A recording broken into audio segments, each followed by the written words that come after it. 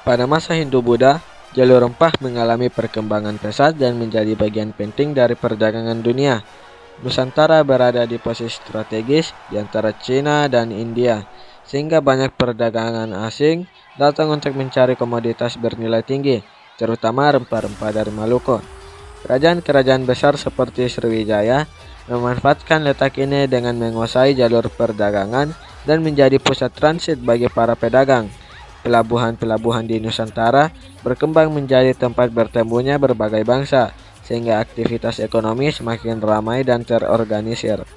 Selain perdagangan, jalur rempah juga berperan sebagai jalur penyebaran agama dan budaya.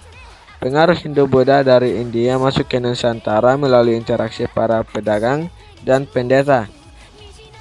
Hal ini membawa perubahan besar dalam bidang kepercayaan, seni, arsitektur, dan sistem pemerintahan.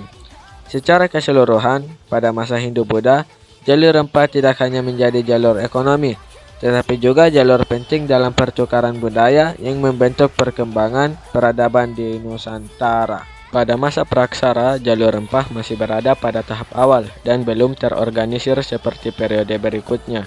Aktivitas perdagangan dilakukan secara sederhana melalui hubungan antar kelompok masyarakat di wilayah kepulauan.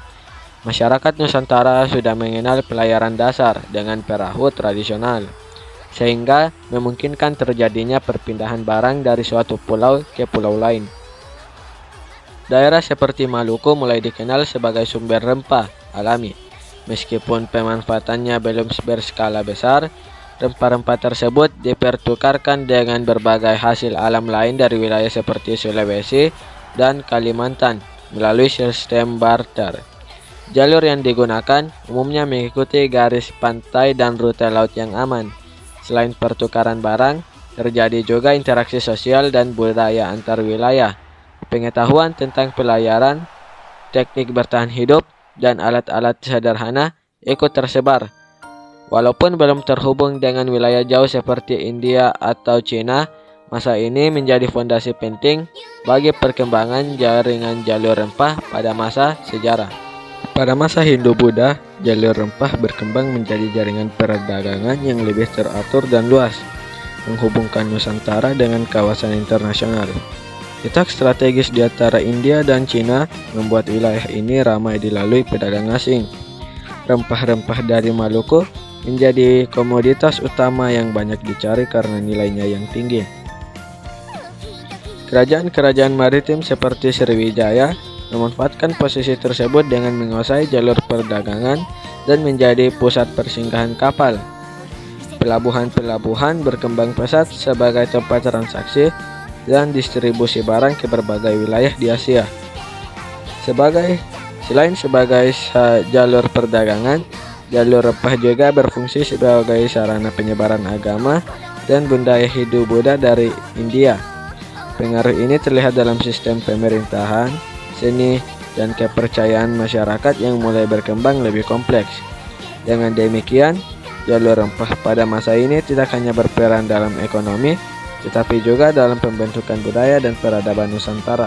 Jalur rempah pada masa Hindu-Buddha berkembang menjadi jaringan perdagangan internasional yang menghubungkan Nusantara dengan India dan Cina. Rempah-rempah dari Maluku menjadi komoditas utama yang sangat diminati, sehingga mendorong meningkatnya aktivitas pelayaran, perdagangan, dan interaksi antar bangsa. Selain itu, jalur rempah juga berperan penting sebagai jalur penyebaran agama dan budaya Hindu-Buddha ke Nusantara. Pengaruh tersebut terlihat dalam sistem pemerintahan, seni, dan kehidupan masyarakat.